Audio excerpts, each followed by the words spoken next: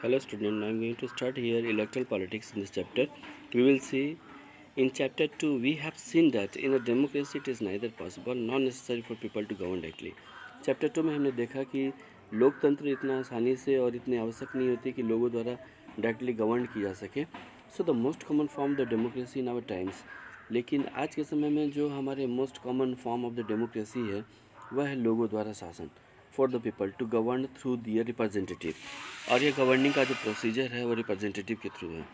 In this chapter we will look at how the representative elected.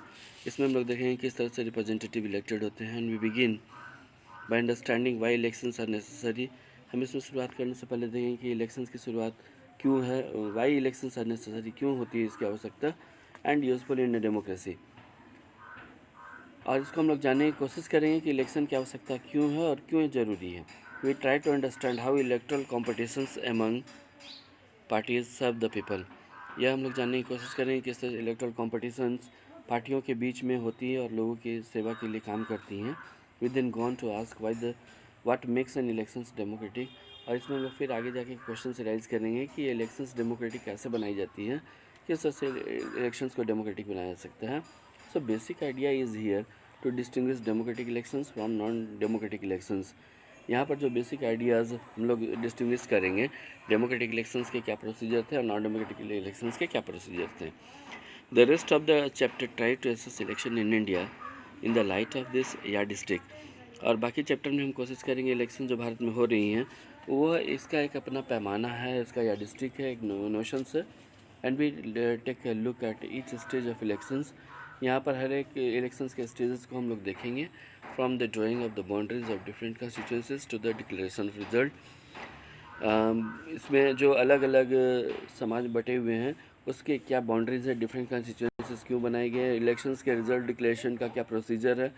And each stage we ask, हर एक stage में हम लोग question करेंगे कि व्हाट शुड हैपन, क्या होना चाहिए, और what does happen in elections, कि इलेक्शंस में क्या होते हैं. Towards the end of the chapter we turn to an assessment of the whether elections in India are free and fair. और फिर हम लोग आगे देखेंगे, इसका असेसमेंट करेंगे कि भारत में हो रहे इलेक्शंस क्या निष्पक्ष ढंग से होते हैं, फ्री और फेयर वे में होते हैं. Here are also some examine, कुछ एग्जामिन किए गए role of the elections commission के, which insuring free and fair elections, की जांच करके बताए गए हैं कि भारत में इलेक्शन कमीशन जो है वो इंश्योर करती है कि उनके द्वारा जो इलेक्शंस होते हैं कंडक्ट किए जाते हैं फ्री और फेयर वे में होते हैं. Why elections, assembly election in Haryana यहाँ पर दिया गया है. So this newspaper report is about the state assembly election in Haryana.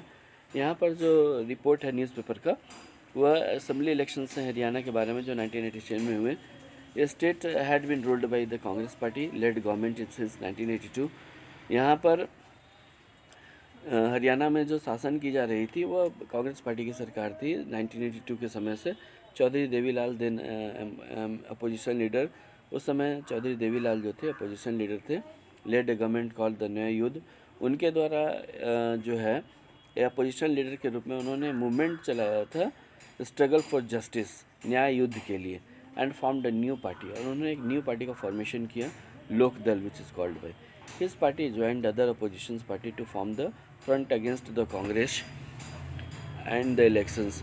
और उन्होंने कांग्रेस के अगेंस्ट में अपनी पार्टी खड़ी की थी. In the elections campaigning Devilal say that election campaigning के टाइम पीरियड में जिस समय चुनाव अभियान चल रहे थे तो देवीलाल ने कहा था कि if his party won the elections, यदि उनकी पार्टी इलेक्शन जीतती है तो government would wave the loan of the farmers and small businessman. सरकार जो है वह फार्मर्स और स्मॉल बिजनेसमैन के लिए लोन प्रोवाइड करेगी इजली.